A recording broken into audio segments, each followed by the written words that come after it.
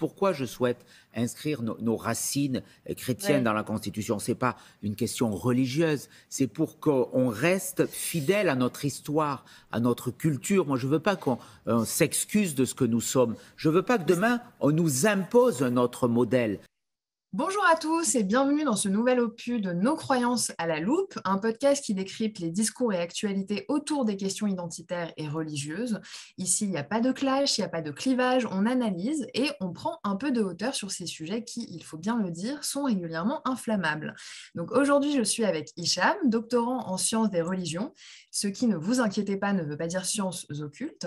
Bonjour Hicham, comment ça va? Bonjour Louise, ça va très bien et toi? Ça va super, merci. Alors, merci d'être là. Alors, il y en a pas mal qui te connaissent déjà, mais au cas où, est-ce que tu pourrais te représenter en quelques mots pour notre public?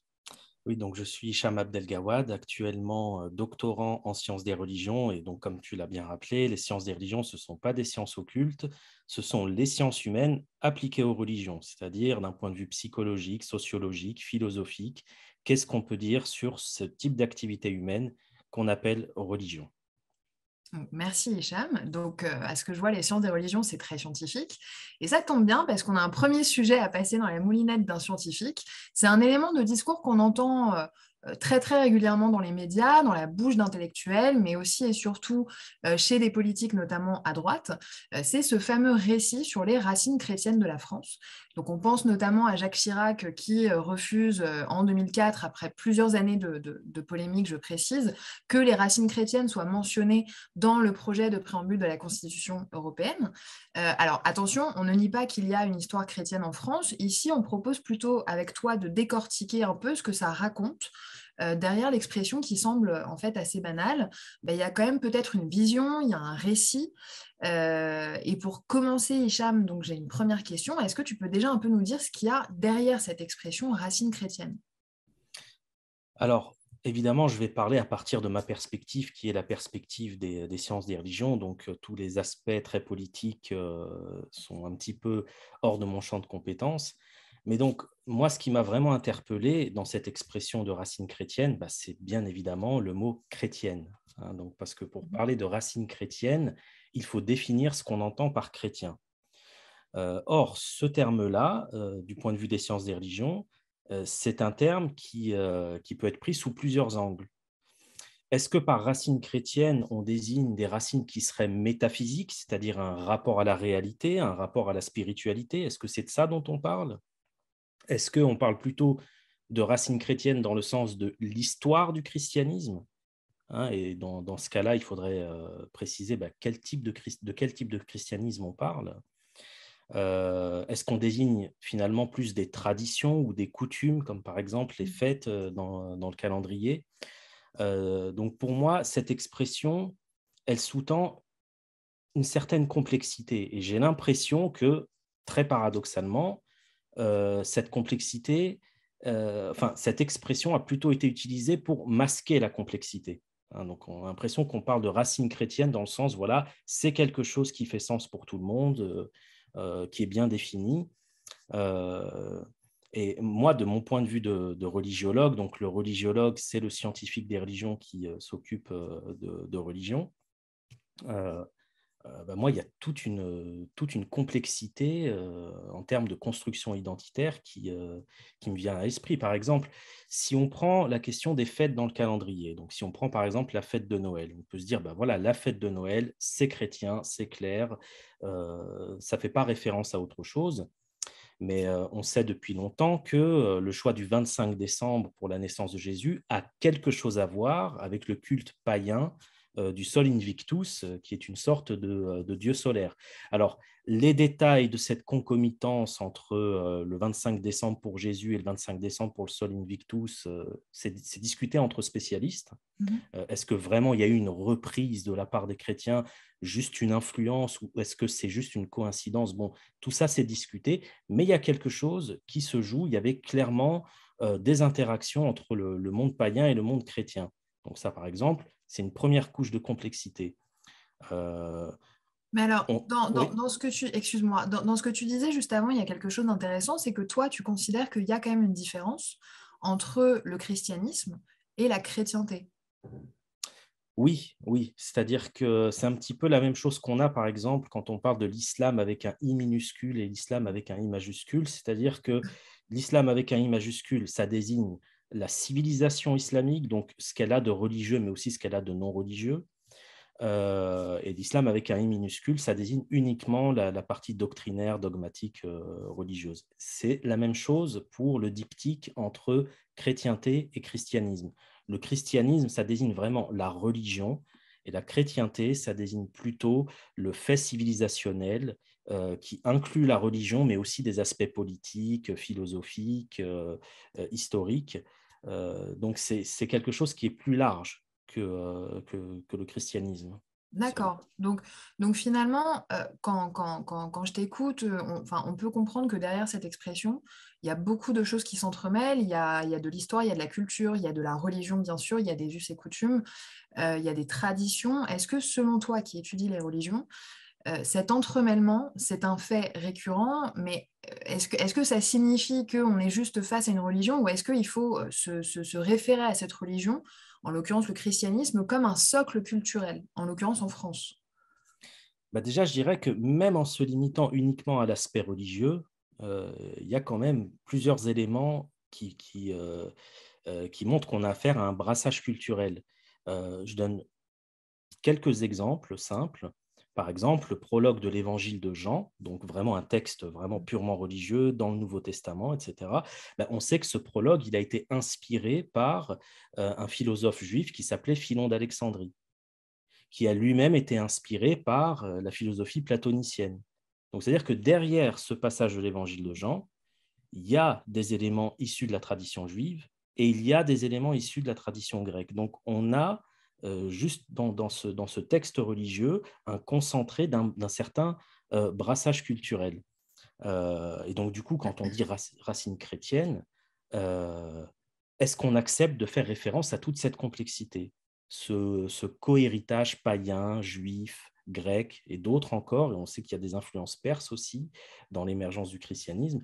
J'ai plutôt l'impression que dans les usages politiques du terme, le mot chrétien sert à camoufler cette complexité.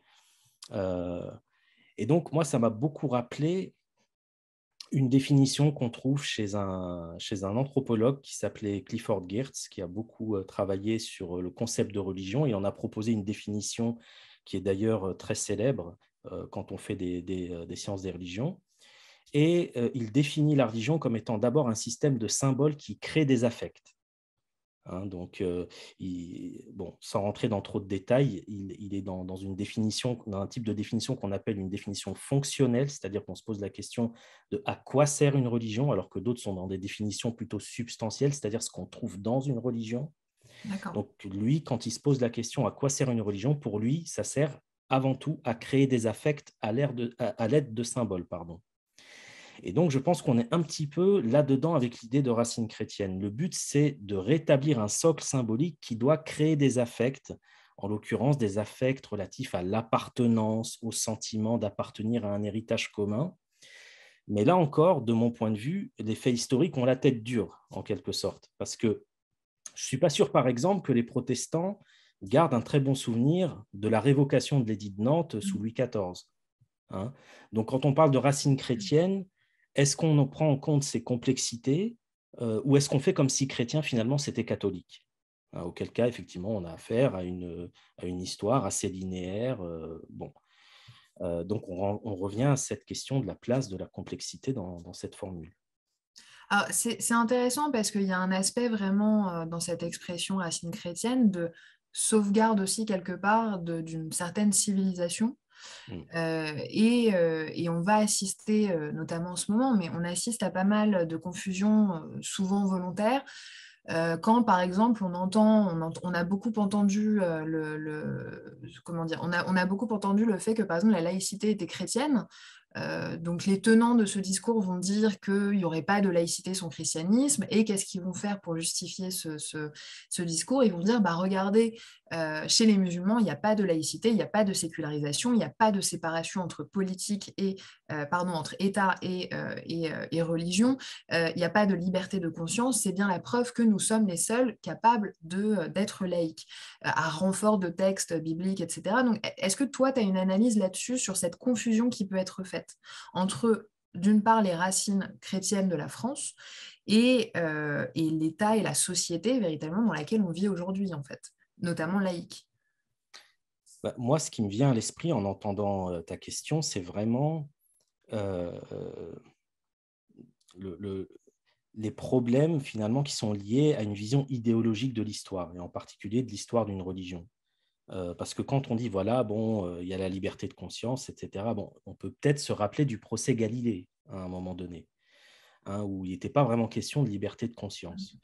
Donc ça serait déjà un premier contre-exemple. Comme je disais tout à l'heure, les faits historiques ont la tête dure. Mais surtout, quand on va jouer avec finalement ce contraste entre, d'un côté, le christianisme qui a rendu possible la laïcité, et de l'autre, l'islam, où la laïcité n'est pas possible, pour moi, on commet une erreur méthodologique majeure, en tout cas pour un scientifique des religions, qui est que quand on analyse un phénomène historique, on l'analyse toujours à la lumière de ce qui le précède et jamais de ce qui vient après.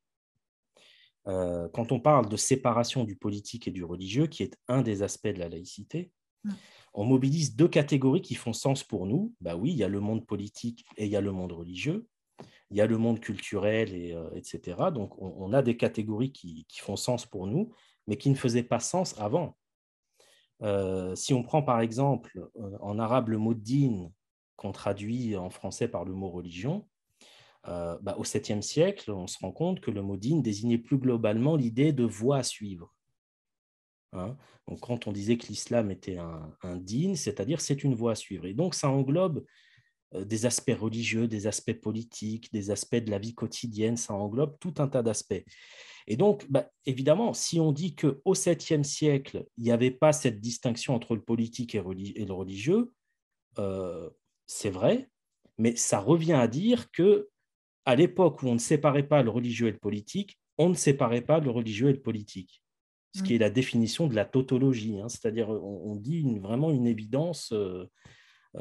C'est comme si je disais, à l'époque où j'étais pas né, j'étais pas né. C'est un petit peu ça. Quant à l'idée selon laquelle le christianisme aurait inventé la laïcité, je trouve l'argument, enfin, il y a un argument qui est souvent apporté et que je trouve finalement très peu convaincant, c'est quand on cite cette parole de Jésus, rendez à César ce qui est à César et rendez à Dieu ce qui est à Dieu. Ça y est, on a la laïcité. Sauf que la laïcité, c'est pas ça en fait. La laïcité, c'est justement le droit de ne pas rendre à Dieu ce qui est à Dieu. C'est le droit d'emmerder Dieu, pour reprendre le titre d'un ouvrage qui est sorti récemment. Donc, quand on dit rendre à Dieu ce qui est à Dieu, on part du principe que Dieu a encore des droits. Or, dans une laïcité, Dieu n'a pas de droits. C'est les croyants qui ont des droits. Et ils ont des droits dans leur qualité de citoyens, d'ailleurs. Hein. Donc, on ne prend pas en compte justement la croyance ou la non-croyance. Donc, je dirais que si on prend cette citation de Jésus au pied de la lettre, on aurait peut-être même à faire une déclaration qui fait obstacle à la laïcité, puisqu'on n'envisage pas la possibilité d'ignorer Dieu. Or, la laïcité, c'est ça, c'est la possibilité d'ignorer Dieu. Et donc, je dirais que... Et c'est ce que fait l'État français, d'ailleurs, normalement. Oui, tout à fait. Il ignore tout culte. Enfin, il ne reconnaît aucun culte, plutôt. Quand les tenants de ce discours affirment que la laïcité est chrétienne, avec ce passage de la Bible en l'occurrence, est-ce qu'ils n'entendent pas plutôt la séparation entre le temporel et le spirituel, comme par exemple l'avait fait Victor Hugo dans son discours au 19e devant l'Assemblée nationale, où il avait dit son fameux « l'Église chez elle, l'État chez lui », et où en fait, alors certes, Victor Hugo était laïque, mais quelque part, on n'était pas dans l'ignorance de Dieu non plus. Alors oui, mais pour moi, la laïcité, ça va plus loin que ça. Ce n'est pas juste l'Église chez elle et l'État chez lui. Hein. C'est-à-dire c'est la possibilité aussi de sortir de cette alternative. Hein. Donc, soit je suis dans l'Église, soit je suis dans l'État. Hein. C'est de dire que finalement, tout le monde est dans l'État et que je peux me réclamer d'une religion sans forcément m'affilier à l'institution qui lui est liée. Hein. Donc, c'est la possibilité de pouvoir, peut-être pour le dire autrement, c'est la possibilité de pouvoir dire oui à Dieu sans dire oui en même temps à l'Église. Hein. Parce que des pays dans le monde où il y a une séparation justement du temporel et du cultuel, il y en a plein, et pourtant on n'est pas dans des régimes laïques du tout. Donc pour moi, la laïcité va plus loin que la séparation, c'est vraiment la neutralisation de la variable religieuse, dans le sens où on a cette possibilité de ne pas répondre à l'Église, même en traitant de sujets qui la concernent. Donc, c'est ne pas ignorer Dieu, mais le garder dans une forme d'intimité, en fait. Ne pas le C'est placer sur la place publique. C'est cette fameuse expression, ne plus placer l'église au centre du village. En gros, c'est c'est ça. ça, et de pouvoir déposséder Dieu, même des personnes qui prétendent justement avoir l'exclusivité de ce qu'il est. Hein, donc, J'ai une autre question par rapport à ce qu'on disait un peu avant sur le côté civilisationnel de cette expression. On comprend parfois quand on entend justement les personnes qui utilisent cette expression qu'on défend peut-être plus quelque chose contre autre chose, c'est-à-dire en l'occurrence l'islam probablement, qui est lui-même envisagé par certains comme un projet civilisationnel et politique. Est-ce que ce récit de racines chrétiennes, il ne se nourrit pas d'un plus grand récit qui est le fameux choc des civilisations, qui serait notamment un choc entre la civilisation chrétienne et un choc entre la civilisation musulmane?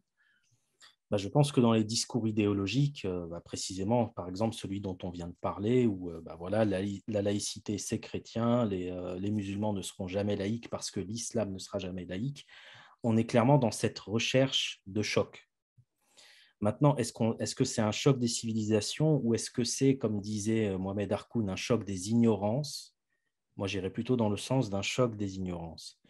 Et cette ignorance, elle prend ses racines, justement, dans une certaine tendance à ne pas vouloir accueillir la complexité dont j'ai parlé tout à l'heure. Donc cette complexité dans les constructions identitaires qui se manifeste dans l'étude historique, dans l'étude des rapports entre les cultures, des rapports entre les individus aussi, des rapports de dépendance en fait entre les produits culturels. Donc on a donné l'exemple tout à l'heure de Noël, c'est un peu païen, un peu chrétien, le passage de l'évangile, du prologue de Jean, qui est chrétien certes, mais un peu juif aussi, un peu grec aussi, etc. Tant qu'on ramène le christianisme à une identité simple qui ignore l'histoire, et tant qu'on ramène l'islam à une autre identité tout aussi simple, et en guise de contre-définition, on va effectivement vers le clash. C'est pour ça que je pense qu'on a besoin plus que jamais des sciences des religions, parce que c'est à partir des sciences des religions que les musulmans peuvent redécouvrir la part énorme des interactions entre l'islam et les autres religions et les autres philosophies. Donc, je me souviens de Jacques Berck qui avait relevé dans le Coran même des parallèles assez frappants, par exemple avec des passages chez Parménide, hein, donc dans le monde grec. Et donc, c'est aussi à partir des sciences des religions qu'on peut se rendre compte que le christianisme sans le judaïsme, ça ne fonctionne pas. Le christianisme sans Platon, ça ne fonctionne pas. Le christianisme sans certaines influences perses, ça ne fonctionne pas non plus. Le christianisme sans tous ces éléments-là, ça ne veut rien dire. En d'autres termes, c'est à partir des sciences des religions qu'on peut accueillir la complexité sans en être intimidé et sortir justement de ce clash des ignorances. Et créer un commun. Et créer un commun. Merci beaucoup Hicham pour ce décryptage dans la bonne humeur et la rationalité, ça fait plaisir, c'est assez rare pour le préciser. On espère que ça vous aura plu, n'hésitez pas à nous donner votre avis en commentaire, à vous abonner pour les prochains épisodes et évidemment à partager sur vos réseaux. Et moi je vous dis à la prochaine. Au revoir.